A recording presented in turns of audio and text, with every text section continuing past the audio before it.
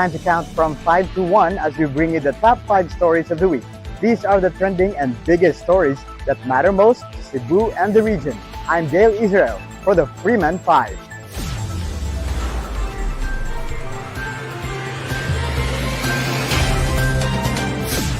At number 5, operators of the Mactan Cebu International Airport wants to attract more connecting flights to pass by Cebu and become an international transit hub just like other popular Southeast Asian airports. Aboitiz Infra Capital, one of the conglomerates operating the MCIA, wants a faster processing of passengers on connecting flights via the Cebu Connect program. Connecting the international flights should have processing time of only 1 hour, while domestic connecting flights should not exceed by 35 minutes.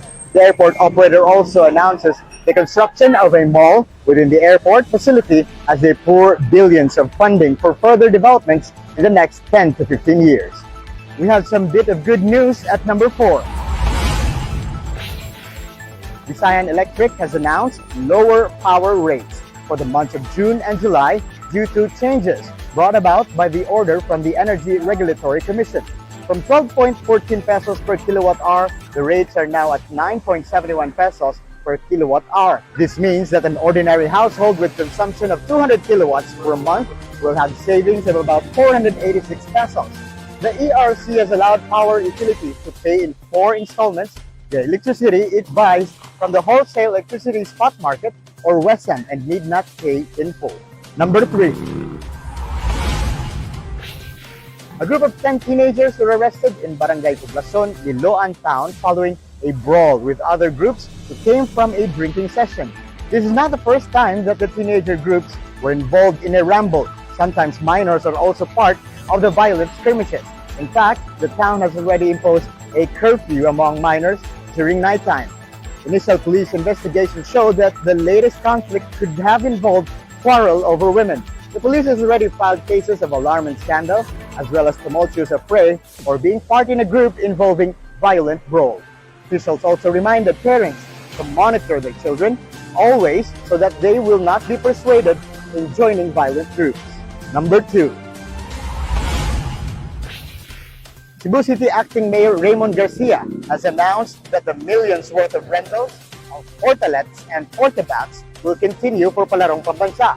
But this time, he said, it will be lower than the original 21 million pesos.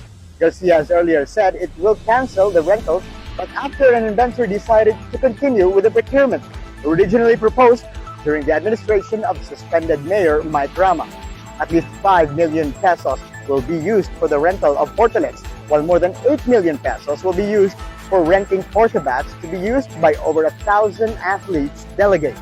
Garcia has also slashed the budget of the Palarong Pambansa from 405 million to only 260 million pesos. And the number 1 story this week shook city observers.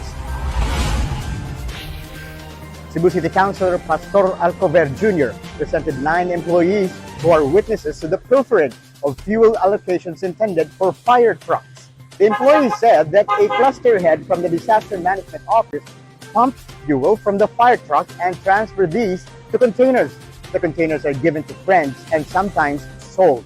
They said that this has been going on since March 2022 or even earlier. Acting Mayor Raymond Garcia immediately canceled fuel allocations to all city government and barangay vehicles except for emergency transportation. Garcia also launched an investigation into the incident to be headed by the Legal Department and the Human Resource Development Office.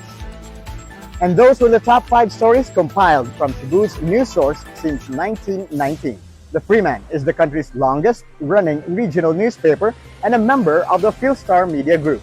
Join us again next week as we count down the trending and the biggest stories that matter to Cebu and the region. I'm Dale Israel for the Freeman 5.